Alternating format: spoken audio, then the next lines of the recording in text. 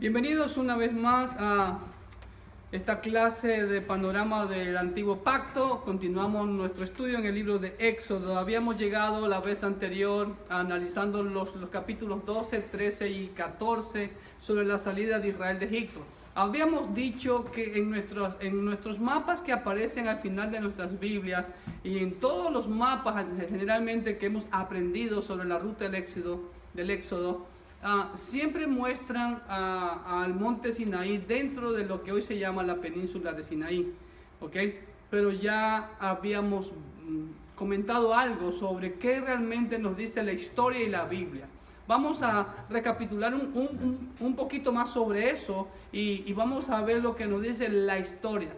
La historia nos dice claramente, de acuerdo a ese mapa que ustedes ven ahí en pantalla, que la península que hoy se llama de Sinaí, o como yo he denominado el diente del tiburón, siempre pertenecido a Egipto, siempre. De hecho, cuando vemos en el libro de Éxodo capítulo 2, dice que Moisés huye de la presencia de Faraón a Madián. Entonces, si ahí quedaba el monte Sinaí, estaba dentro de Egipto y estaba dentro del alcance de Faraón. Entonces, vemos esos mapas antiguos.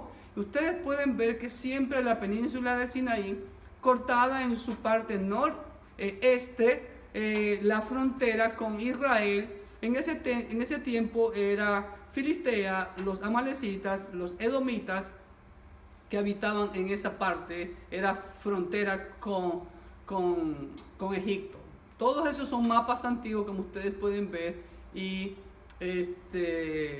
siempre la península del Sinaí ha pertenecido a Egipto. Ahora, aquí estamos enfocados en lo que es la península del Sinaí. Como ustedes ven, la península del Sinaí por los dos lados es bañada por el Mar Rojo, que en el lado oeste ese canal o ese golfo se llama el Golfo de Suez. En el lado este es el Golfo de Acaba. Y los pueblos limítrofes que tenía Egipto en el tiempo de Moisés, como ustedes pueden ver, era Filistea, lo que actualmente es parte de la Franja de Gaza, y estaban los amalecitas y los edomitas por ahí también estaban, y los madianitas más hacia el sur. Entonces nos vamos a enfocar más ahora en la salida. La posible ubicación de Sucot ya lo habíamos visto, ¿no? Yo calculo que estuvo cerca de Gosén, donde, o al menos donde José podía administrar más los recursos de las cosechas, que hubo abundancia durante los 7 años de las grandes cosechas. Entonces, aproximadamente podríamos decir que por ahí fue Sucot, y de ahí parten los hijos de Israel, dice, desde Ramsés a Sucot a recoger los huesos de José. Y ya en el capítulo 13, vemos que el Señor ordena la consagración de todo primogénito. ¿Qué significaba eso? Ya eso lo he explicado algunas veces. Aún cada primogénito tenía que ser redimido y tenía que pagar algo a los levitas para redimir a todo primogénito. ¿Por qué Dios hace eso? Porque Dios, conociendo los corazones de los seres humanos, sabía que se iban a contaminar con los cananeos. Y una de las costumbres que tenían los cananeos era de ofrecer sus hijos primogénitos a sus dioses paganos. Por ejemplo, ofrecían al dios Moloch sus primogénitos con la esperanza de que al ofrecer el primogénito y lo quemaban vivo en un horno de fuego que tenía la figura del dios cananeo Moloch o Milcón, ese Dios supuestamente les iba a compensar con muchísimos más hijos, ¿ok? En el capítulo 13 también Jehová reitera el día en que la fiesta de la Pascua y de los panes sin levadura deben de celebrarse, el 14 de Abib. Hay muchos pasajes que vemos en el libro de Éxodo y después en los otros libros de la ley o la Torá, donde el Señor reitera la fecha en que debe de celebrarse la Pascua. Y no solamente la Pascua, sino sus 7 fiestas santas hacia el Señor, ¿ok? Y vemos que el pueblo de Israel sale con mano poderosa, como dice la Escritura, en uno de los capítulos, en columna de nube durante el día para protegerlos del sofocante calor y con columna de fuego por la noche para protegerlos del frío en el desierto. Entonces llegamos al capítulo 13 donde Dios ordena la consagración de los primogénitos, reitera la fiesta de la Pascua, la fecha que hay que hacerlo, y sigue la ruta del Éxodo. De Sucot dice que van para Etán. Y la Biblia dice ahí en Éxodo 13, 17 que Etán estaba a la entrada del desierto.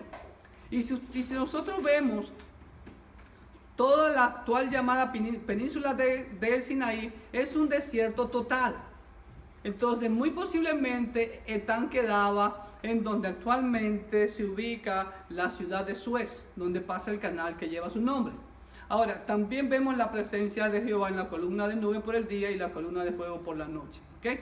Entonces nos vamos a enfocar pensando que Etán es ahí donde ustedes ven. Aquí posiblemente pudiera haber quedado Etán o más arriba de este lugar, pero ya como ustedes ven, esto es una foto satelital. Toda la península llamada Sinaí hoy es desierto. Entonces puede ser en una de estas partes de aquí en donde pudiera haber quedado Etán. Ahora, de Etán ahí nos vamos a enfocar en lo que llamó el diente de tiburón. Solo en esa área nos vamos a enfocar ahora y vamos a ver cuál era la orden. De Etán, ¿para dónde tenían que ir los israelitas? ¿Para dónde tenían que ir los israelitas? ¿Para Canaán? ¿A la tierra prometida? No. ¿Cuál fue la orden que Dios les dio en Éxodo 3:12? Dios le dijo a Moisés que como señal de que el poder que le daba de sacar a los hijos de Israel era que al sacarlos tenían que venir a adorar, ¿a dónde? En el monte Horeb, en el monte Sinaí, en el monte de Dios. Y para allá, ahora, ¿quién los guiaba? ¿Era Moisés o era Dios? Dios era el que los guiaba. Y lo dice en algunos pasajes de este libro de Éxodo. Entonces, tenían que dirigirse de Etán a este punto de acá. Aquí estaba el verdadero monte Sinaí en Arabia. Entonces ahí está Horeb, y esa era la ruta posiblemente que Moisés recorrió cuando él huyó de Egipto. Ya fuera de los límites del alcance de Faraón. Toda esta zona de aquí, ¿sí?, era zona de los madianitas, hacia el sur, lo que es actualmente el noroeste de Arabia. ¿Ok? Entonces, esa era la ruta que debían de seguir. Pero había una pequeña inquietud. Recuerden que en todos los límites, y Egipto tenía migdols. Migdol eran torres de guarnición para cuidar la frontera.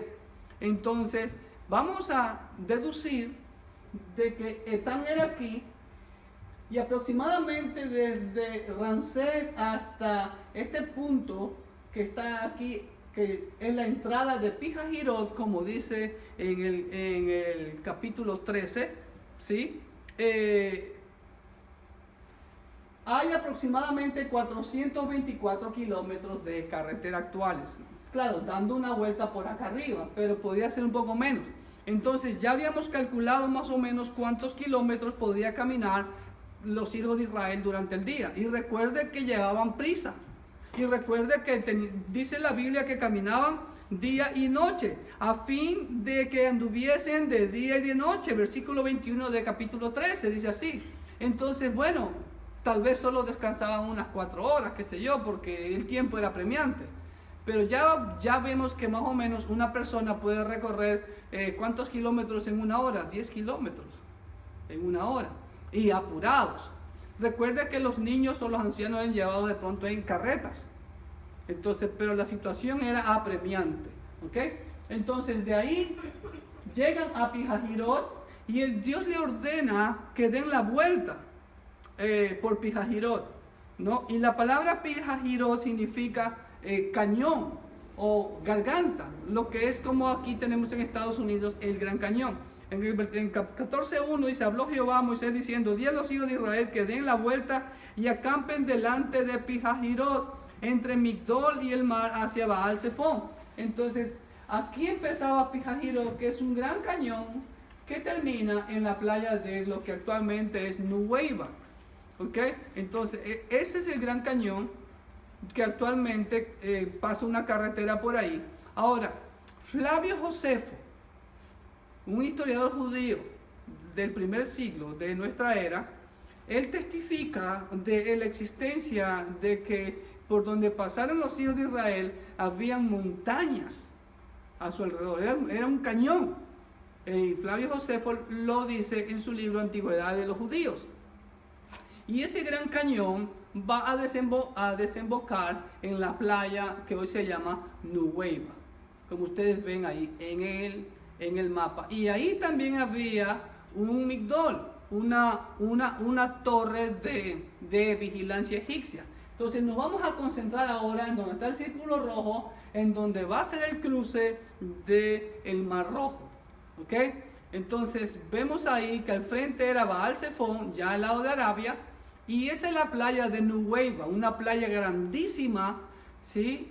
Totalmente abierta, donde sí caben alrededor de 3 millones de personas ahí paradas, ¿no? Y ustedes ven, Migdol quedaba al norte y hasta el día de hoy existen ruinas de Migdol. Esta es una foto satelital, gracias a Google Earth, de lo que es Nuweiba hoy en día. Si ven todo el cañón que va hacia el norte, gira hacia el norte donde empieza Pijajirot. Y esa es una de las fortificaciones que quedan todavía. La han arreglado, la han reparado, como ustedes pueden ver es un poco alta. Vimos también un video nosotros acá en donde había hasta una cisterna. Y esa era las fortificaciones que los egipcios hacían para resguardar sus fronteras. Esto es una foto satelital tomada vista hacia el norte, ¿sí? Y con toda la playa de Nuweiba. Hoy en día pasa una carretera por aquí y vamos a enfocarnos. Este es un mapa antiguo. Este es un mapa de hace unos 40, 50 años atrás. Y miren cómo se llamaba la playa en este mapa. ¿Sí ven? Aquí sombreado con amarillo, y aquí está Pijajirot, y desemboca en esa mancha amarilla, es Nuweiba, y se llamaba Nuweiba al-Musajina. Musa es el nombre de Moisés. Se le llamaba Nuweiba, el cruce de Moisés, antes de que Ron Wyatt descubriera. Después de que Ron Wyatt descubriera, ya no se le llama más Nuweiba al-Musajina, sino solamente Nuweiba. ¿Por qué? Porque los egipcios no quieren dar su brazo a torcer de que los hijos de Israel estuvieron en su territorio. Los egiptólogos niegan que Israel estuvo metido en Egipto. Y peor esta evidencia, ¿ok? Por eso ya comenzaron, como vamos a ver también más adelante, los árabes de Saudi Arabia también niegan que Jetro vivía ahí. Y vamos a ver que en mapas antiguos también se llamaban las cuevas de Jetro. ¿Ok? Esta es una vista panorámica de Nuweiba. Hasta ahí llegaron los hijos de Israel. Y en ese círculo rojo que ustedes ven ahí Ron Wyatt encontró una columna semienterrada en la arena con letras fenicias hebreas. ¿Ok? Y la escritura no era muy visible por la erosión, por haber estado enterrada en el agua. Pero ahí todavía ahora han puesto un pilar, como ustedes ven ahí, miren lo que dice ahí, pilar de Salomón, el sitio del lado del Sinaí. Y esa es la columna que después Israel la levantó, cuando Israel en el año 66 venció a los egipcios y tomó lo que hoy se llama la península de Sinaí. Pero Israel también siempre fue consciente de que ese pedazo de tierra siempre le perteneció a Egipto, y por eso se los devolvió. Y cuando ya devolvieron, ellos simplemente rasparon toda la columna para que no haya ningún rastro de ninguna escritura. ¿Sí ven? Entonces, esa es la columna del lado de lo que hoy se llama la península del Sinaí. Entonces, los hijos de Israel estaban atrapados, y dice la escritura que la nube Dios se puso entre ellos y el ejército de Faraón que venía por el cañón. Del lado del ejército de Faraón, que era oscuridad, del lado de los hijos de Israel era luz para alumbrarlo. Entonces, y ahí comienza el cruce. El Golfo de Acaba es bien profundo, esa parte. Por ahí cruzaron. Pero en donde cruzaron, miren, hay 5,000 pies de profundidad. Pero en donde cruzaron los hijos de Israel, hay un puente natural, arenoso, de solamente 900 pies de profundidad. Y por ahí cruzaron los hijos de Israel. Eso está científicamente comprobado. Miren ahí, es una vista como de el corte del Golfo de Acaba, ¿sí? Esa es la profundidad, aproximadamente 1 milla de profundidad, o 1.6 kilómetros. Pero donde cruzaron los hijos de Israel solamente hay unos 900 a 1000 pies, y con un grado de inclinación de 6 grados. Este es otro mapa donde vemos que hay un puente de arena, y arena no es lodo, es arena. Y cuando uno está en la playa, cuando la arena está mojada, es más fácil caminar que la arena seca, que está toda suelta, ¿no es verdad? Y pues ellos pasaron ahí, ¿sí ve? Y esa es la ruta que cruzaron, y al otro lado encontraron esa columna. Bueno, Ron Wyatt encontró esa columna cuando descubrió el cruce el verdadero cruce del Mar Rojo. Y en esta columna sí estaba erigida todavía, y estaban todavía nombres inscritos como Mizraim, que significa Egipto, Faraón, Moisés, Yahvé y Salomón. Esos eran los nombres que estaban inscritos ahí. Pero cuando atraparon al hermano Ron Wyatt con sus hijos, las autoridades sauditas rasparon toda la escritura para que no haya evidencia de los nombres hebreos. Pero la columna también fue quitada de ahí, ¿sí? Y hoy en día solamente aparece una placa que la van a ver. Ahora, esa foto que está ahí es de un coral que tiene la forma claramente de una rueda de los carros del ejército de Faraón, que fue tomada, si ven, ese es de 6 rayos, y encontraron eso también. Ahí está la evidencia de los carros de Faraón, ahí está clara la evidencia. El coral toma la forma del objeto, ya el objeto se desintegró por los años, 3000 años aproximadamente. La rueda de oro de Faraón, que supuestamente permanece ahí todavía, porque si la levantan se destruye, porque ya toda la madera por dentro se ha desintegrado, y es una sola lámina de oro, ¿no? Se necesitan máquinas especiales para poderla levantar sin dañarla. No sé si los egipcios ya lo han hecho y lo tienen calladito, pero está vigilado militarmente el cruce en Nuweiba. Y ese era claramente la rueda de Faraón, porque solamente Faraón tenía 4 rayos, su carro. ¿Okay? Y aquí vemos fotos que testifican y comprueban la veracidad de lo que dijo el hermano Ron Wyatt. Entonces, 4 rayos pertenecía el carro a Faraón. Como dice la escritura, que Faraón también pereció.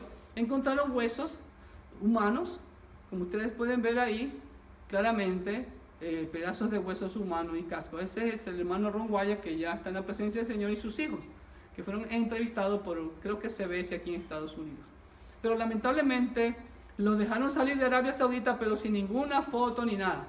Pero años después, este señor Leonard Moller, perteneciente al Instituto Karolingia de Estocolmo, él fue con cámaras robóticas submarinas y comprobó exactamente lo que Ron Wyatt había dicho. Y él sí tiene evidencias, videos, todo eso, que lo podemos encontrar en YouTube. Y después que los hijos de Israel salieron, en Éxodo 14, de Etán hacia Oreb, ya cruzaron al otro lado, dan la vuelta por Pijajirot, por el Gran Cañón, acampan junto al mar entre Migdol, Torre Fuerte y el mar, enfrente de Baal-Zephón, como ya estamos viendo en capítulo 14. Pero Faraón persigue a Israel, y bueno, ustedes ven que Israel es liberado milagrosamente, y Faraón perece en ese cierre de las aguas. a pesar de lo que digan las películas que se inventan. Pero claramente la Biblia nos dice que Faraón pereció también ahí. En el capítulo 15 nos dice claramente, versículo 19, porque Faraón entró cabalgando con sus carros y su gente de a caballo en el mar, y Jehová hizo volver las aguas del mar sobre ellos, mas los hijos de Israel pasaron en seco por el medio del mar. Esto dice capítulo 15, ¿no? Y el pueblo, interesante, dice que el pueblo creyó a Jehová y a Moisés. ¡Wow! Hoy en día no pasa lo mismo, hermano. La gente es incrédula y la gente está pidiendo señales, pero la Biblia dice sin fe es imposible agradar a Dios, ¿ok? Y entramos ahora, ya cruzan, llegan al otro lado del Mar Rojo, ya en Baal-Zephón, lo que actualmente es Arabia, libres de la presencia de Faraón. Y esta hermana de Estocolmo también, una científica, Vibeke Ponten, ella descubrió del otro lado también, dijo, bueno, si ellos cruzaron tiene que haber evidencia, porque la Biblia dice que los israelitas vieron, dice, los despojos que flotaban y los tomaron. Entonces ella dijo, bueno, tiene que haber algo de evidencia del otro lado, del lado de Arabia, de que ellos cruzaron.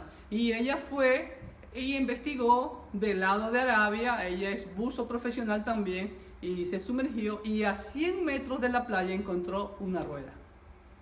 Entonces, dando credibilidad a la historia. Y ahí está, del lado de Arabia, esa foto, al frente está Nuweiba, como ustedes ven, y solamente del lado de Arabia hay esa placa, recordando supuestamente que es la costa del Mar Rojo.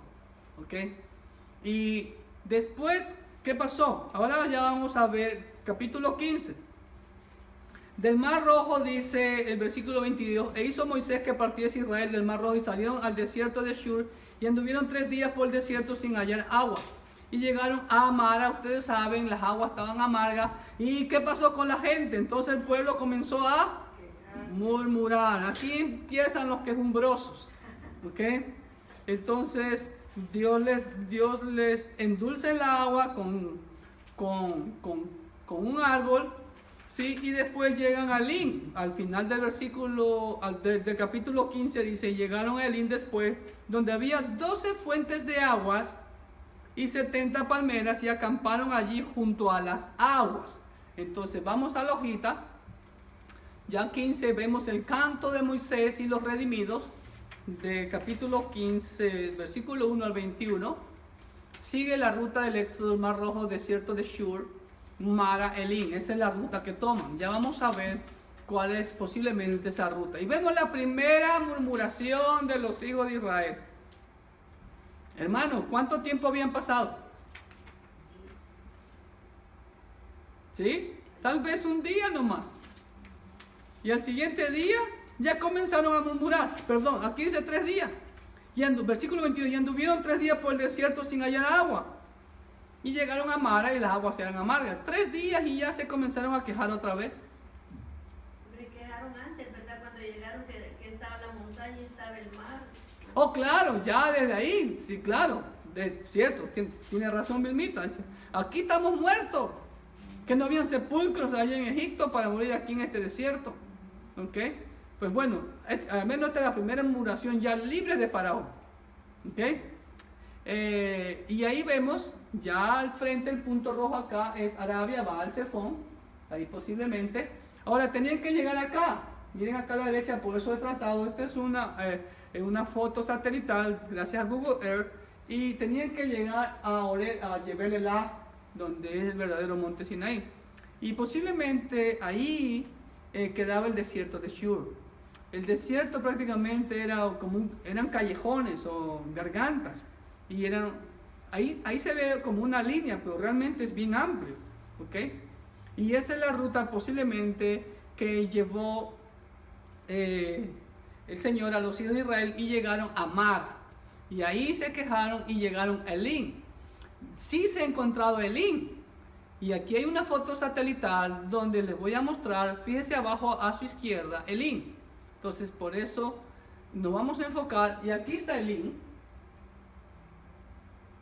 Les voy a mostrar ya más cerca, acá. Si ven este puntito que está aquí en medio, ahí está el link. Lo voy a acercar más, aquí está el link. ¿Sí ven? Esto es un gran espacio abierto y ahí está el link. Y más cerca, y ya visto desde la tierra, horizontalmente. Es un oasis. Ahora, ya no hay 70 palmeras, hay muchas más palmeras. Pero wow, los 12 pozos o las 12 fuentes todavía existen. Miren, ahí están los pozos, ahí están las fuentes de agua. Ahí acampó Israel, dice. Ahí encontraron, ¿sí ve? Ahí están los pozos. Hasta el día de hoy, como evidencia, ¿ok? Ahora, capítulo 16. Sigue la ruta de Elín al desierto de Sin en sus hojas. Partió luego de Elín toda la congregación de los hijos de Israel y vino al desierto de Sin que está entre Elín y Sinaí, a los 15 días del segundo mes después que salieron de la tierra de Egipto. ¿Y qué pasó otra vez? Segunda murmuración de los hijos de Israel ya libres de Faraón. Al ratito, el Señor les endulzó el agua, les proveyó agua y otra vez. Pero eso no pasa hoy en día, ¿amén? Ojalá hubiéramos muerto por mano de Jehová en tierra de Egipto, cuando nos sentamos a las ollas de carne, cuando comíamos pan hasta saciarnos, pues nos habéis sacado de este desierto para matar de hambre a toda esta multitud. Hermano, esa es una actitud de pésimo liderazgo, ¿ok? No hay una actitud de siervo. Entonces, ¿qué más vemos en este capítulo 16? Vemos el principio, hermano, de que el que murmura contra un siervo de Dios, ¿contra quién murmura? Contra Dios murmura. Versículos 7 y 9 dice: y la mañana veréis la gloria de Jehová, Dios Moisés, porque Él ha oído vuestras murmuraciones contra Jehová. Porque nosotros, ¿qué somos para que ustedes murmuren contra nosotros? Versículo 8. Dijo también Moisés: Jehová os dará en la tarde carne para comer y en la mañana pan hasta saciaros. Porque Jehová ha oído vuestras murmuraciones con que habéis murmurado contra Él. ¿Contra quién murmuraron? ¿Contra Moisés o contra Dios? Contra Dios. ¿Sí ve? Porque nosotros, ¿qué somos? No, ya me lo... Porque... Y dijo Moisés a toda la congregación de los hijos de Israel: acercaos a la presencia de Jehová, porque Él ha oído vuestras murmuraciones. Entonces, ahí vemos el principio: quien murmura contra un buen siervo de Dios está murmurando contra Dios mismo. Y vemos que Dios manda codornices y manda el maná en este capítulo 16, ¿sí? Y Dios le da claras especificaciones cuando envía el maná. ¿Cuál era la especificación, la orden sobre el maná?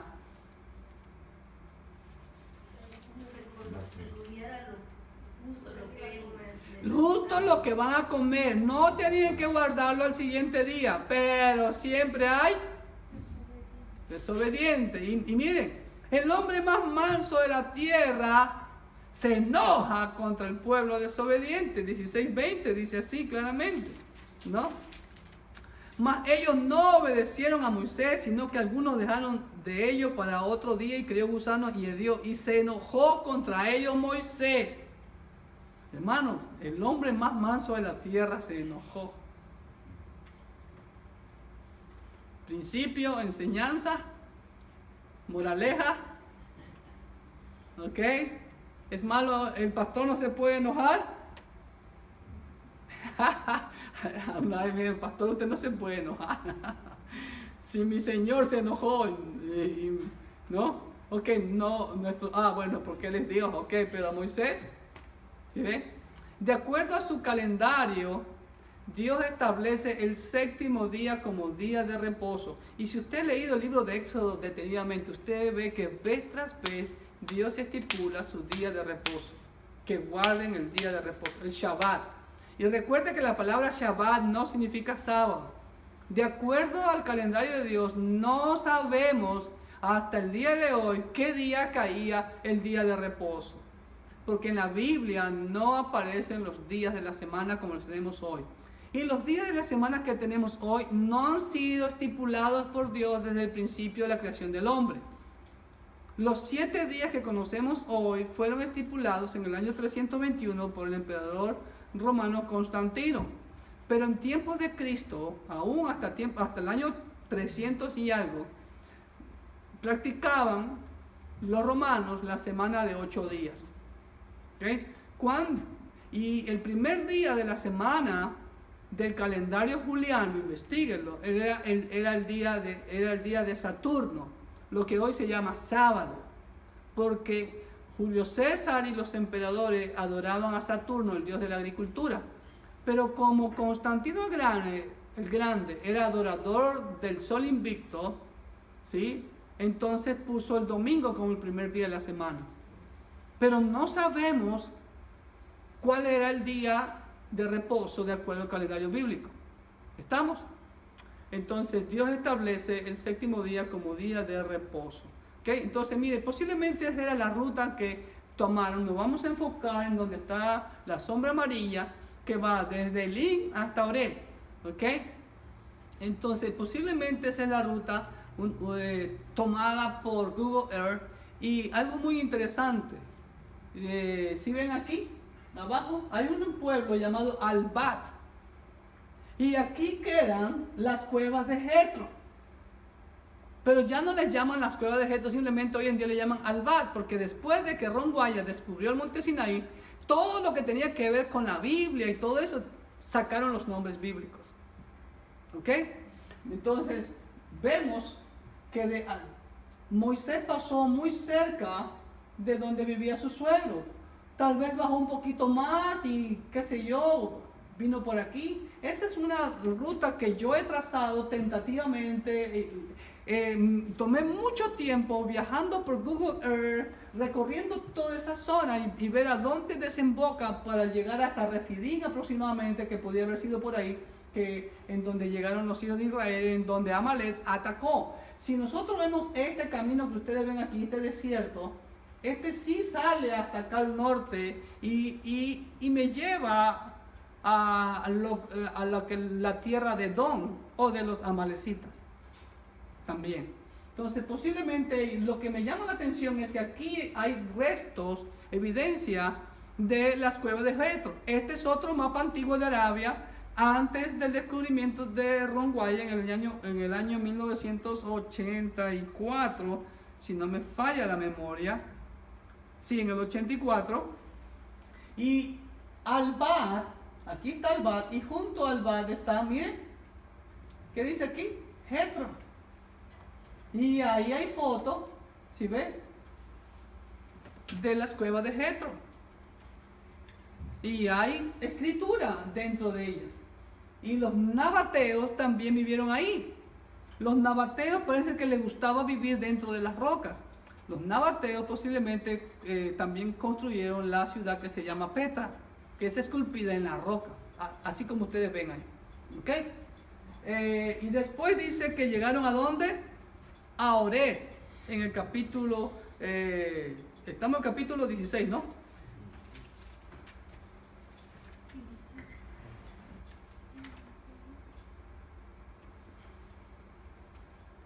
Capítulo 17, perdón. Partió de sus jornadas y conforme al mandamiento de Jehová y acamparon en Refidim y no había agua para que el pueblo bebiese y altercó el pueblo con Moisés y dijeron, danos agua para que bebamos. Y Moisés le dijo, ¿por qué altercáis conmigo? ¿Por qué tentáis a Jehová? Así que el pueblo tuvo sed y murmuró otra vez contra Moisés. Otra murmuración. Sí, vamos entonces a ver qué nos dice este capítulo 17, en donde Dios les provee agua de esa roca que ustedes ven ahí. Es la famosa Peña de Oreb. Miren algo. Ustedes ven al árabe que está parado aquí abajo. ¿Sí lo alcanzan a ver? Sí. Miren el tamaño de él y miren el tamaño de la roca. La roca tiene aproximadamente 50 pies a 60 pies de altura. Y todo esto de aquí, por aquí salía el agua en cantidades abundantes. Y la superficie de la roca está alisada, en donde se comprueba que por ahí corrió agua, gran cantidad de agua, y por algún tiempo. Los geólogos han comprobado eso. De hecho, un geólogo fue para allá, él se llama, todavía vive, es americano, Gene y Penny Caldwell. Ellos trabajaron 8 o 9 años para la compañía de petróleo de Arabia Saudita. Y como ellos trabajaban para el gobierno prácticamente, ellos tuvieron un poco de libertad para moverse y ya habían escuchado la historia de Ron Wyatt y fueron y encontraron el verdadero monte Sinaí tal como Ron Wyatt lo había dicho. Y encontraron la peña de Oreb. Entonces, en el capítulo 17 vemos que ahí llegaron cerca de Refidim y en Refidim Amalek les ataca. Entonces vamos a la hojita 17, del desierto de Sin a Refidim, y vemos la tercera murmuración de los hijos de Israel por falta de agua. Dios provee agua ¿de dónde? De la peña de Oreb. 17:6 dice: he aquí que yo estaré delante de ti allí sobre la peña en Oreb, y golpearás la peña y saldrán de ella aguas y beberá el pueblo. Y Moisés lo hizo así en presencia de los ancianos de Israel. Moisés solo llevó a los ancianos de Israel para que vieran ese milagro. Claro, y después todo el pueblo vio cómo descendía el agua desde ahí. ¿Ok? Ahora, aquí vemos un buen principio de liderazgo en la batalla de Amalek. Un buen principio de liderazgo de Aarón y Hur. ¿Qué pasó? Dice que Moisés subió a la cumbre, versículo 11, y sucedía que cuando alzaba Moisés su mano, Israel prevalecía, mas cuando él se cansaba y bajaba su mano, prevalecía Amalek. Y las manos de Moisés se cansaban, por lo que tomaron una piedra y la pusieron debajo de él, y se sentó sobre ella, y Aarón y Hur sostenían sus manos, el uno de un lado y el otro de otro. Así hubo en sus manos firmeza hasta que se puso el sol. Y Josué deshizo a Amalek y a su pueblo a filo de espada. Ahí vemos un principio de liderazgo excelente. ¿Cuál es ese principio?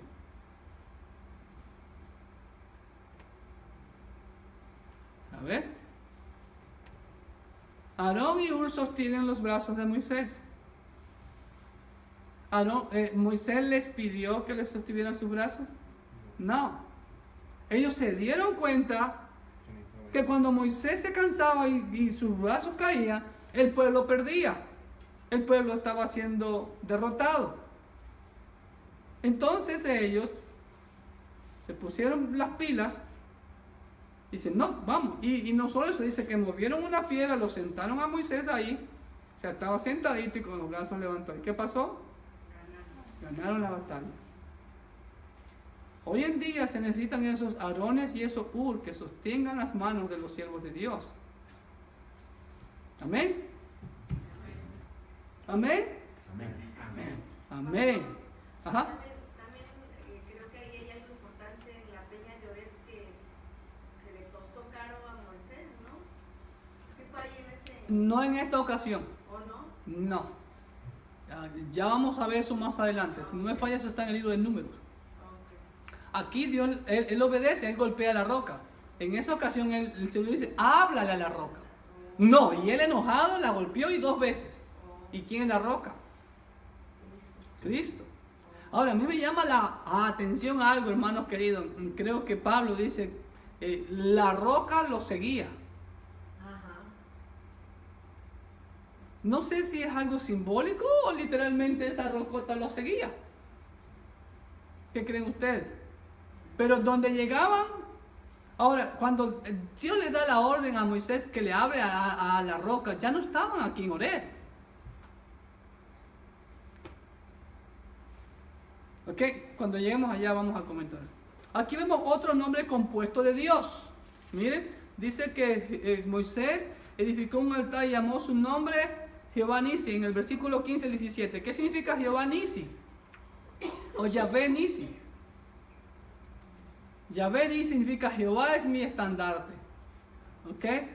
Entonces vemos la ruta posible desde Elim hasta Refidim. Puede ser esta ruta, ¿sí? Y ahora, me da la impresión, eso es ya opinión personal, cuando lleguemos al capítulo siguiente, 18, vemos ahí algo interesante. ¿Ok? Recuerden que aquí estaban las cuevas de Jetro, cerca. Mi punto es que cuando Moisés ya estuvo por aquí, envió a su esposa con sus hijos a visitar a su suegro. Y después su suegro regresa, o de pronto estaba por aquí y envía a su esposa y a sus hijos a que visiten a suegro, y después el suegro regresa a dejar a la esposa de Moisés. ¿Por qué? Porque muchas personas piensan que Séfora no acompañó a Moisés. Ya vimos eso en los primeros capítulos. Séfora acompañó a Moisés desde Madián a Egipto. Ella vio todo lo de las plagas, cruzó el Mar Rojo. Lo que sí vemos en los capítulos, creo que en el capítulo 4, en donde solo se menciona, en el capítulo 4, versículo 24, aconteció que en el camino que en una posada Jehová le salió al encuentro y quiso matarlo. Entonces Séfora tomó un pedernal afilado y cortó el prepucio de su hijo, singular, y lo echó a sus pies, diciendo: la verdad, tú me eres un esposo de sangre. Así le dejó luego ir, y ella dijo: esposo de sangre a causa de la circuncisión. Era cuando iban de Madián a Egipto, ¿sí ve? Pero ahí solo se menciona a un hijo, Gersón, que significa forastero. Pero ya vamos a ver en el siguiente capítulo sobre la visita de Jetro a su suegro. Vemos la peña de Oreb ahí. Mire el vehículo y compare el tamaño de la roca. ¿Sí ven? Entonces es otra toma, y ahí es otra toma, y si ven todas estas piedras que ustedes ven por aquí, son piedras lisas, no tienen filo, muestra de la erosión del agua, ¿no? Esa es otra foto, como digo, ahí está un árabe, ustedes ven ahí, mírenle el tamaño, y aquí vemos este joven, ¿sí? Claro, él está más cerca de la cámara, y de fondo está la roca que está simétricamente partida en dos, y por ahí salía agua, y ellos fueron los que tomaron esa foto. Jim y Penny Caldwell eran geólogos, petroleros, trabajaron para Saudi Arabia, ya están un poco avanzados de edad hoy en día, y ellos guardaron por casi 9 años toda la evidencia secretamente. No hablaban nada hasta que ya llegaron a los Estados Unidos, y ahí sí sacaron toda la luz. Y tienen videos, y ustedes los pueden ver por YouTube. Pueden poner Jim y Penny, con P-E-N-N-Y, Caldwell, C-A-L-D-W-E-L-L. Y ven, de ahí salía el agua, y si ve la muestra de la roca erosionada por el agua. Si ve, esta es una toma desde arriba hacia abajo. Ahí fluía agua en cantidad.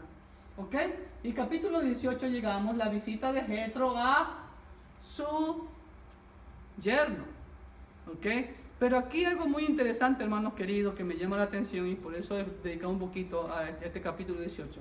Moisés manda a su esposa e hijos a casa de su suegro, quien regresa con ellos a visitar a Moisés. Muchos piensan que, ahí ya recién su esposa va a encontrarse con Moisés. No, su esposa siempre estuvo con Moisés. Miren lo que dice, déjenme ver, versículo 2 del 18. Y tomó Jetro, suegro de Moisés, a Séfora, la mujer de Moisés, después que él la envió. ¿Sí ven? Después que Moisés la envió. Claro, mi amor, estamos cerca de la casa de tu padre. Anda a visita. Yo tengo que continuar el viaje con los hijos de Israel, ¿no? Y después fue. Ahora, ¿qué vemos también en este capítulo 18?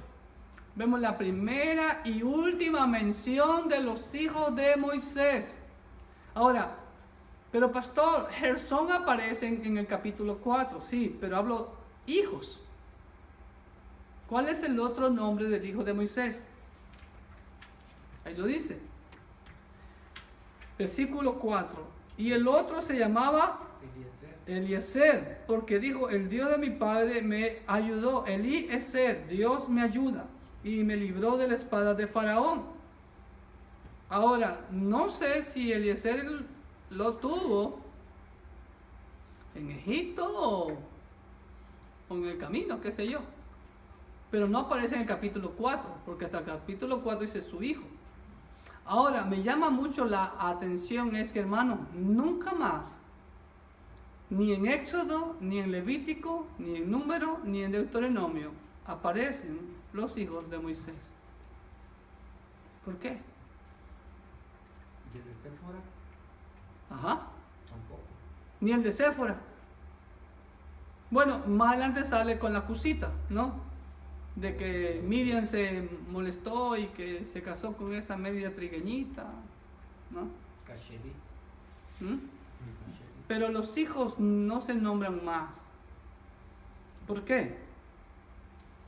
Cuando yo volví a leer esta última vez, el Señor me hizo ver algo. Pastor, sus hijos no andaban en los caminos de Dios, ¿no? ¿Tú crees? Los hijos de Josué, Tampoco. los hijos de los profetas, No, de Samuel, tampoco. bueno, ellos sí se nombran, hacían barbaridades. Elí y Samuel. Sí, pero hablo de los profetas. Daniel, bueno, Daniel creo que nunca se casó, pero Isaías, los otros profetas, Ahí los profetas se dedicaron a la obra de Dios, digo yo, y no cuidaron de su casa. los apóstoles, los hijos de los apóstoles, ¿saben una cosa? El precio del ministerio es alto. ¿Usted cree que los hijos de Moisés no sufrieron cuando ver a su padre que se desvivía y el pueblo solo le daba problemas y puras quejas?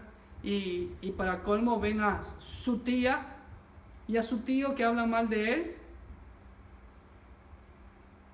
El precio del ministerio es alto.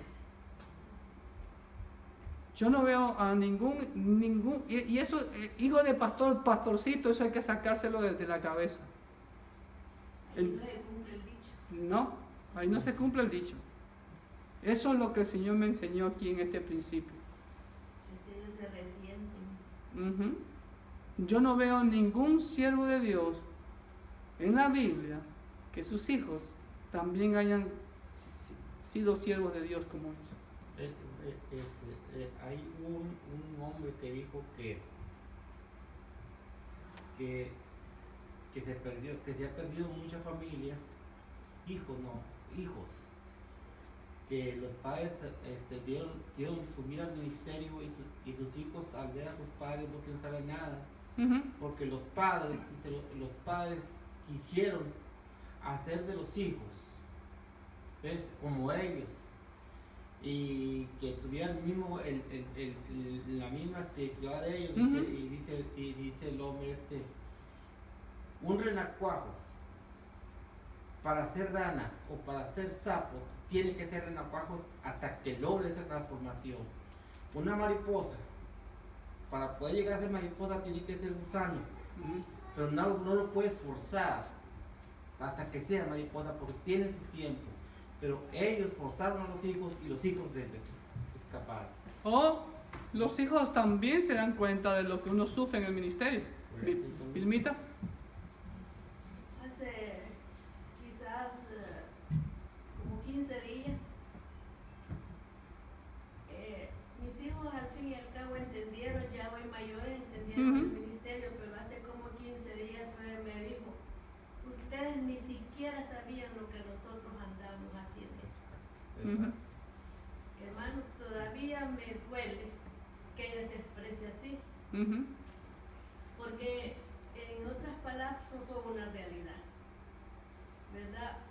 Porque no es lo mismo dejar sus hijos uno con las muchachas, dejar sus hijos solos quizás algunas veces, Ujú. llegaban de la escuela, no estábamos nosotros, llegaban de la iglesia, no estábamos nosotros, porque estábamos sirviendo por otro lado. Ujú. Ujú. Entonces, me duele, pero reconozco, ¿verdad? Que Ujú. así fue, porque no tomamos en cuenta, por decirlo así, la necesidad de ellos, sino que ahora la necesidad de ella de la Ujú. iglesia. A todo siervo que me está viendo aquí, siempre nuestro consejo es su primer ministerio, su familia. Pero ya en la lucha. En la lucha y a pesar de que uno pueda ser un buen padre, nuestros hijos toman sus propias decisiones. Sí, Y no podemos obligarlos y pues simplemente pues encomendarlos al Señor. Pero esto aprendí aquí en el capítulo 18. ¿Y qué pasó con los hijos de Moisés? Entonces, y también vemos aquí otro gran principio de liderazgo que Dios guía a Jetro. Entonces, ¿cuál es este gran principio? Delegar, nombramiento de los jueces. Vemos aquí en el capítulo 18 de Éxodo. Hay que aprender a delegar, porque uno no lo puede hacer todo. No somos todólogos. Moisés se cansó desde la mañana, desde que amanecía desde que salía el sol hasta que anochecía. Pero también ahí se ve que no fue directamente idea de Moisés, No. sino que de su suegro, que Ujú. estaba afuera mirando la situación. Ajá, exacto. Lamentablemente Moisés no había escuchado a Salomón todavía, donde dice que en la multitud de consejeros está la sabiduría. Ok, seguimos avanzando. Capítulo 19. Pacto de Dios con el pueblo de Israel. En Sinaí, Israel se compromete a ser un reino de sacerdotes y gente santa, de la boca para afuera. Solo cuando lo dijeron. Solo cuando lo dijeron. Si ve, aquí hago hincapié, es un pacto, no testamento, un pacto. Dios es el que pone los pactos.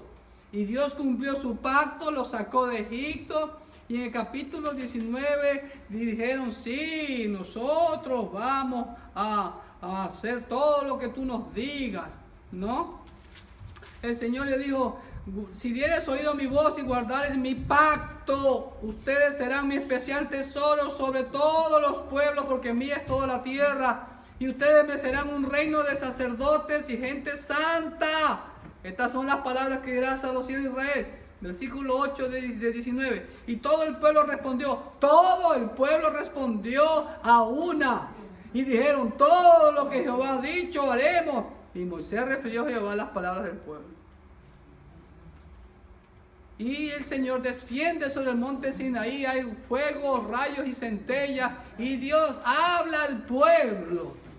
Hermano, el pueblo escuchó la voz de Dios. Voz de trueno, pero escuchaban la voz de Dios. Y dice que todo el monte se estremecía porque la presencia de Dios estaba sobre el monte Sinaí. Pero ¿qué pasó? Vamos a ver, ya llegan a Sinaí. Vemos aquí, ¿dónde está? Oreb. Si ve, también estaba el nombre Oreb en los mapas antiguos. Ya no. Todo cambió después del descubrimiento de Ron Wyatt. Si ven aquí, Oreb. ¿Ok? Ahora, vamos ahí y ahí está la cueva de Elías hoy en día. Y vemos una foto aquí tomada desde el este hacia el oeste. ¿Sí? Y vemos aquí la guardia saudita aquí en las faldas del monte. Acá está el sacrificio del altar de Moisés, la cueva de Elías, ¿sí? Y vemos el árbol de almendro. Y acá está el monte Sinaí, donde ustedes ven que su cima está negra, quemada, porque ahí se asentó el Señor. Esta es otra vista o otra toma. Y acá, si ven acá, aquí existe todavía el altar. Estas fotos fueron tomadas por Jim y Penny Caldwell. Bueno, se las puede ver a través de Google Earth también hoy en día gracias a la tecnología. Esta es de Google, ¿ok? Pero aquí está ubicado el altar donde pusieron al becerro, ¿ok? Acá está la base de la montaña y todo este camino tenía que subir Moisés. Aquí está todo el camino que tenía que subir Moisés hasta la cima a encontrarse con Dios. Si ven, y esta es otra toma. Si ven, la parte de arriba está toda negra y camino allá está también la cueva de Elías. Ahora, recuerde que cuando Elías estaba ahí en la cueva de Oreb, también hubo terremoto y las piedras se partían. Entonces cambió un poquito la geografía de pronto. otra toma del monte Sinaí, otra toma. Y ustedes ven a ver aquí la cerca que les hablaba del gobierno saudita, para impedir que la gente llegue ahí, ¿sí ven? Porque no les interesa a ellos que el mundo sepa que ahí estuvieron los israelitas, ¿ok? Y vamos a ver, ellos son Jane y Penny Caldwell, ¿sí ven? Ahí trabajaban para Petroarabia o Saudi Arabia, ¿ok? Y está claramente en árabe y en inglés que nadie puede entrar ahí porque es una área arqueológica, ¿ok? Ellos como trabajaban para el gobierno podían estar ahí. Y esa es una foto, ese es el famoso altar que construyeron los hijos de Israel. Y dice la Biblia, ya vamos a ver más adelante eso, que estos son tus dioses, pero ahí solamente pusieron a un becerro, ¿sí ven? Esa ilustración que está ahí, un montaje sobre el verdadero altar que existe, pero ustedes ven, está la cerca.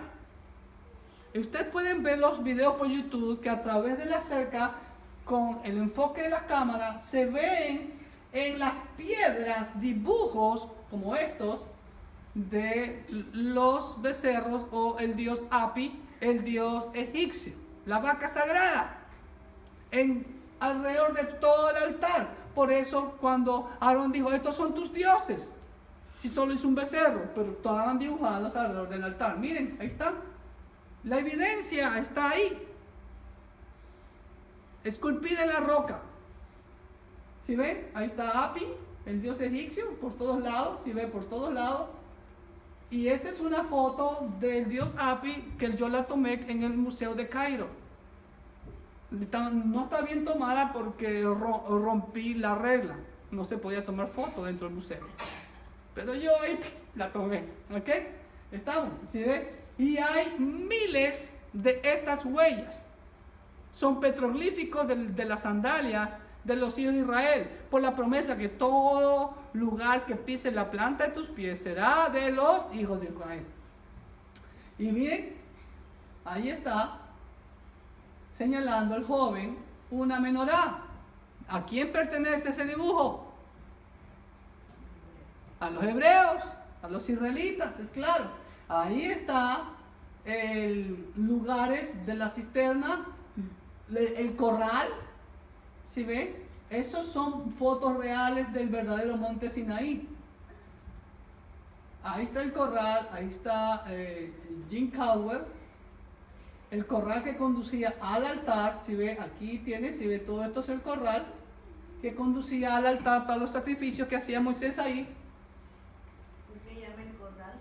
¿Ah? ¿Por qué llama el corral? Porque ahí estaban las ovejas y para los sacrificios, todos los animales para los sacrificios. De ahí ya pasaban para ser sacrificados sobre el altar que Moisés construyó. Y vemos también las columnas que Moisés erigió, 12 columnas por cada tribu de Israel. Y están ahí todavía, semienterradas. ¿Sí ven? Ahí vemos más huellas y se han encontrado miles de estos. Lamentablemente ya el museo de Ron Wyatt ahí en Tennessee ya está cerrado porque él falleció y pues la gente no le gusta complicarse la existencia. Nosotros fuimos con la hermana Vilmita y estaba cerrado, pero no nos pudieron abrir. Y también encontraron piedras para moler de los israelitas para el maná y hacían sus tortitas, sus panes, sus pupusas. ¿Ok? Entonces vamos avanzando. Capítulo 20, ahí vemos el pacto de Dios con el pueblo de Israel en Sinaí. Israel se compromete a ser un reino de sacerdotes y gente santa. Jehová desciende sobre el monte Sinaí y habla al pueblo. ¿Ok? Capítulo del 21 al 22 vemos las leyes sobre algunos tópicos, la relación amo-esclavo, las lesiones corporales, derechos de propiedad y crímenes de ofendida humanidad, o sea que afecten a la persona, crímenes que afecten a las personas. Eso vemos entre los capítulos 21 al 22. ¿Ok? Capítulo 23, vemos el mandato del año sabático. ¿Ustedes saben que hay un año sabático? ¿Sabían ustedes eso? ¿Cuál es el año? ¿Qué significa el año sabático? Versículo 10 de capítulo 23.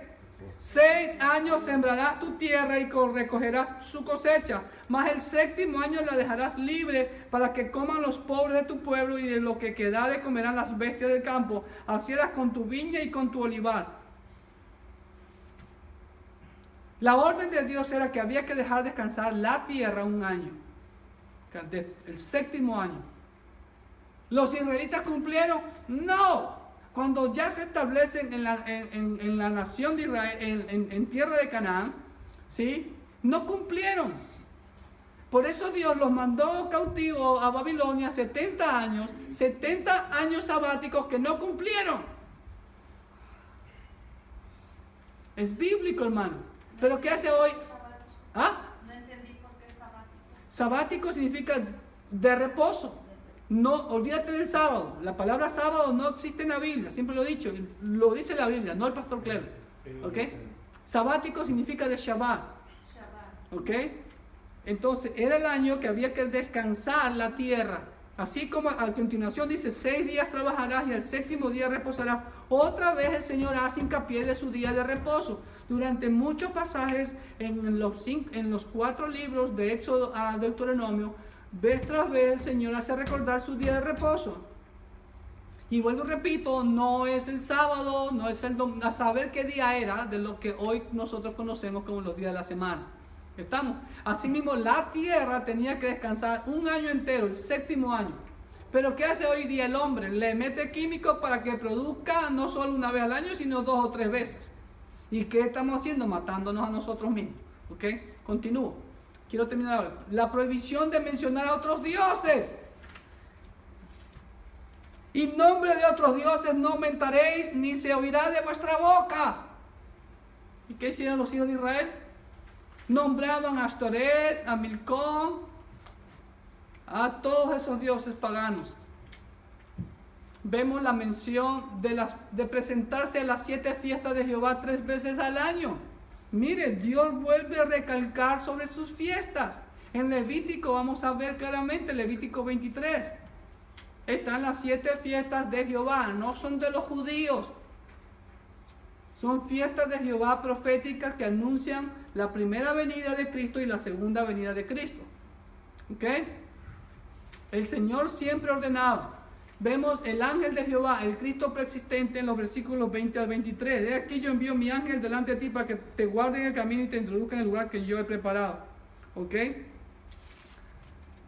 Y también vemos aquí, hermanos queridos, la orden de destruir totalmente a los cananeos y de no hacer alianza con ellos. Y ver nada, ni una pizca.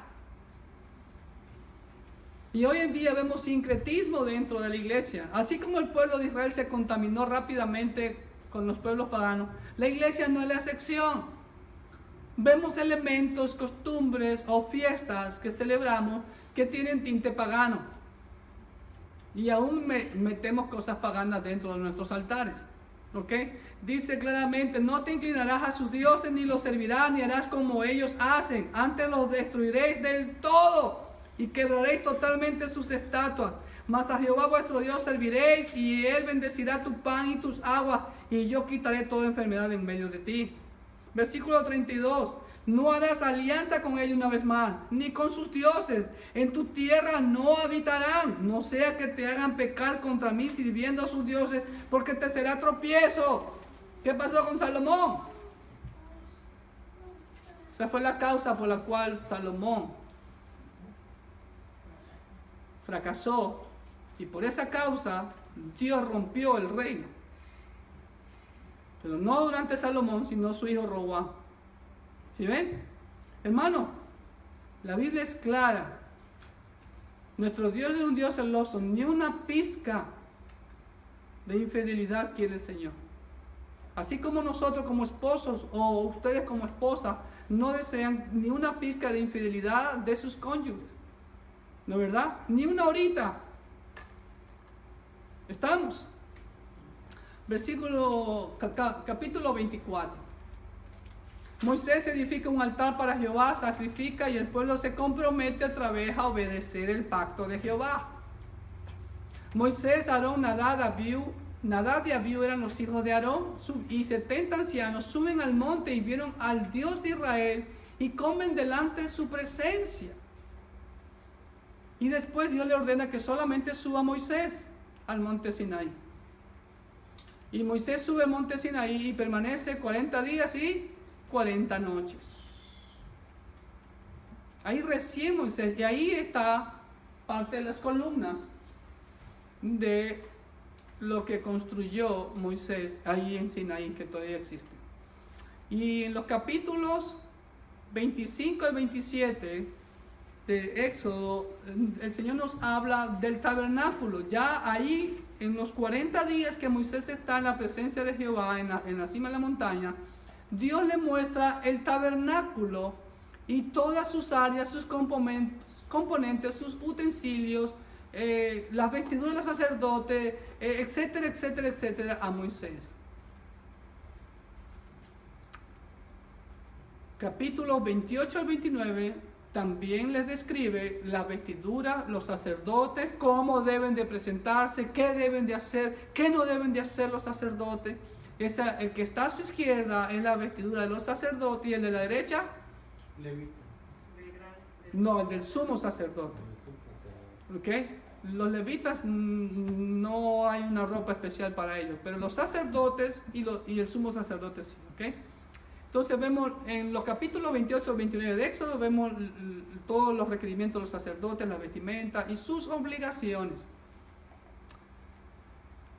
En el capítulo 30 al 31, Dios nuevamente retoma sobre el tabernáculo y la forma del altar de incienso. En capítulo 30, los redimidos que pueden adorar, habla de que quiénes son los que pueden adorar, solo los sacerdotes pueden entrar hasta el lugar santo. Habla de la fuente de bronce, cómo tenían que lavarse antes de los sacrificios y de entrar al lugar santo, y la preparación del incienso. Dios da la receta del incienso como Él quiere. Y nadie más la podía preparar. Nadie. Y si uno le ponía una cosita diferente, ¿qué pasaba? Se moría. ¿Qué pasó con Nadab y Abiú? Ofrecieron incienso raro. Hermano, hoy en día no ofrecemos incienso raro.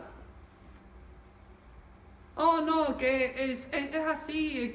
No, es como Dios dice. Ay, pero pastor, es lo mismo, da igual. No. Si Dios dice, tiene que ser de esto y de esto, así tiene que ser, y la cantidad que el Señor dice.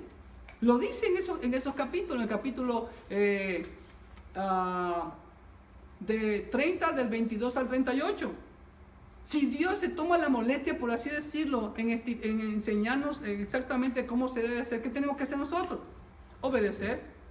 Y la prueba está con Nadab y Abiú, que murieron por ofrecer incienso raro, fuego extraño. Dios escoge a los artesanos y los llena de su espíritu en capítulo 31. Y nuevamente vemos el recordatorio de guardar el día de reposo en capítulo 31, hermanos queridos. Dios repite y repite que debemos de consagrar un día para Él. ¿Ok? De ahí llegamos al capítulo más triste de este libro de Éxodo y de la historia de Israel, puede decir. El becerro de oro, la apostasía del pueblo, el becerro de oro. ¿Ok? Ahora, es triste porque vemos, ojo, hermano, pasa hoy lo mismo. Hoy en día la iglesia ofrece becerro de oro. Y dice fiesta para Jehová. ¿Eso era fiesta para Jehová? Estos son tus dioses que te sacaron de Egipto, dice en los primeros versículos. Y ahí sí el pueblo colaboró. Entonces todo el pueblo apartó los zarcillos de oro que tenían en sus orejas y los trajeron a Aarón. ¿Por qué tenían zarcillos de oro en sus orejas? Como hoy en día la moda, ponerse aretitos ¿no? Era marca de esclavitud. Entonces se sacaron la marca de esclavitud y comenzaron a darle forma. Sí, edificó un altar delante del becerro y pregonó a Aarón y dijo: mañana será fiesta para Jehová. Y el día siguiente madrugaron y ofrecieron holocausto y presentaron ofrendas de paz. Se sentó el pueblo a comer y a beber y se levantó a regocijarse. Y que el Señor: se han corrompido. No, si es fiesta para ti, Señor. ¿No hacemos hoy en día lo mismo? Cuidado, cuidado. No disfracemos las cosas. Dios es celoso. ¿Ok? Ahora, Moisés vemos aquí como un buen líder. ¿Qué hizo Moisés? Moisés intercede por el pueblo en 2 ocasiones en este capítulo 32, los versículos del 11 al 14 y también los versículos del 30 al 35. Si ha habido un gran intercesor, se llamó siempre Moisés, siempre, pero también un buen líder no solamente intercede por su pueblo, sino que también lo disciplina. ¿Sí ven? Moisés disciplinó al pueblo, versículos 15 al 29. ¿Qué pasó? Dijo Moisés, los que estén conmigo, pónganse de este lado. Y los hijos de Leví se pusieron, ¿y qué pasó? Entonces Moisés dijo, hoy os habéis consagrado de Jehová, pues cada uno sea consagrado en su hijo y en su hermano, para que Él, Dios, dé la bendición hoy sobre ustedes. Como 3,000 murieron ese día, el día en que Dios da la ley. Y esa historia, o ese día en que Dios da la ley, era la fiesta de la semana, en que casi 1000 años después, la historia es diferente. Cuando hubo el derramamiento del Espíritu Santo, ahí no hubieron muertos, ahí fueron antes vivos. Vivieron 3,000 y se añadieron a la iglesia, ¿ok? Entonces, hermano, un buen líder también disciplina. Y hoy en día la palabra disciplina no nos agrada, ¿ok? Aarón, en cambio, hace un mal liderazgo. ¿Qué hace Aarón? Moisés le pregunta, ¿qué has hecho? ¿Qué dijo Aarón? El pueblo. El buen líder acepta su responsabilidad y no culpa a otros. ¿Sí ve? Entonces, vemos ahí, ¿qué te ha hecho este pueblo que has traído sobre él tan gran pecado? Y respondió Aarón, no se enoje mi señor, tú conoces al pueblo que es inclinado al mal. Porque me dijeron a los dioses que vayan delante de nosotros, porque este Moisés, el varón que nos sacó de la tierra de Egipto, no sabemos qué había acontecido. Y yo le respondí, ¿quién tiene oro? Apartarlo, y me lo dieron. Y lo eché en el fuego y salió este becerro. ¡Wow! ¿No sucede hoy en día lo mismo con líderes? Mira, hizo milagro Aarón. Tiró el oro y ¡blum! Salió el becerrito. Así dice. Y salió este becerro. Cuidado, hermanos queridos. Ok, sigo. Vamos a finalizar. Capítulo 33 habla el tabernáculo fuera del campamento. El clamor de Moisés por la presencia de Dios. Vemos también en el capítulo 33. Ok, cuidado con ese mal liderazgo. Y aquí en capítulo 33 veo también otro principio de liderazgo. Dice que Moisés salía hacia el tabernáculo y todo el pueblo lo veía y todo el pueblo iba tras Moisés a adorar al tabernáculo que estaba fuera del campamento. Esta es una réplica exacta del tabernáculo que erigió Moisés en el desierto. Se encuentra en Israel. No me acuerdo el lugar donde está, pero algún día lo voy a visitar, si Dios lo permite. De Éxodo 34, ahora, ¿qué pasó? Cuando Moisés descendió y cuando construyeron el becerro de oro, ¿qué hizo Moisés? El hombre más manso de la tierra. Tiró las tablas escritas por el dedo de Dios. Moisés no subió con las tablas la primera vez, Dios se las entregó. Después Dios le dice, hazte unas tablas, unas piedras, alízate 2 tablas, versículo 1. Y sube. ¿Ok? Entonces Moisés, capítulo 34 de Éxodo, Moisés sube al monte con 2 nuevas tablas, ve la gloria de Dios. Jehová le repite que no se contamine con los pueblos. Hermano, innumerables ocasiones el Señor le dice, no van a contaminarse ni una pizca, maten a toditos, niños, todos, vacas, todos. No sé cuántas veces el Señor lo dice hasta que llegan a la tierra prometida. ¿Ok? Y nuevamente en este capítulo 34 el Señor insiste en sus fiestas y sus días de reposo. Lo podemos ver de los versículos 18 al 28. ¿Por qué el Señor insiste? ¿Será que quiere decirnos algo el Señor? Sí, que tenemos que hacer las cosas y celebrar las cosas como Él ordena, no como a mí me gusta o como la tradición viene. El rostro de Moisés resplandece a lo que baja de la montaña. ¿Ok? Nuevamente, vamos al capítulo 35 al 39. Insistencia otra vez del día de reposo.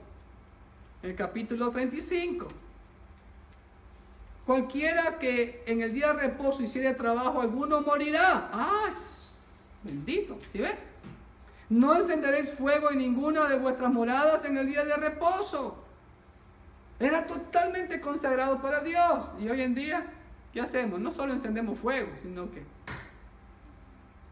hacemos todos los tiliches y todos los mandados y todos los comprados, la laundry y todo, ¿ok? Bueno, y por último, hermanos queridos, 40, llegamos al capítulo 40. El tabernáculo es erigido, ¿cuándo? El 1 de abril del segundo año de la salida de Israel de Egipto.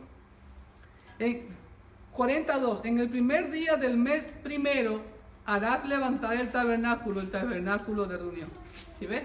El primer día del mes primero. Entonces, ¿qué día es el mes primero? Abril.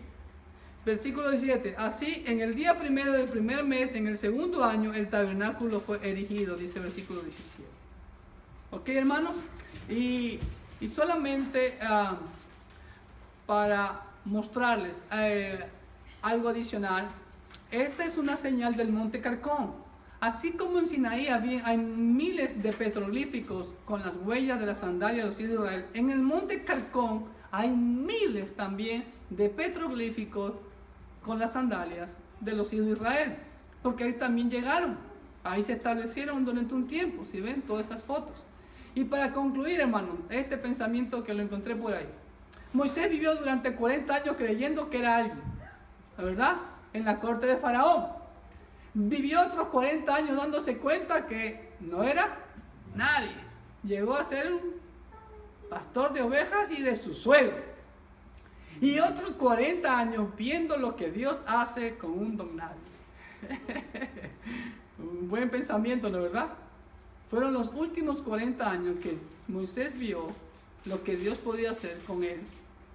Y 40 años atrás, antes de que Moisés muriera, él se negaba. Puso pretexto y excusas. Entonces, que Dios nos dé ese convencimiento y esa certeza de lo que hemos visto aquí en el libro de Éxodo, de las maravillas que Dios ha hecho, pero sobre todo Dios quiso separar un pueblo para que le sirviera. Este es el mensaje central de Éxodo. Un pueblo puro, santo, reino de sacerdotes, que no se contamine con absolutamente ni una pizca con el mundo. ¿Podremos nosotros hacer eso? Que así sea y que Dios les bendiga rica y abundantemente. Nos vemos en la próxima ocasión.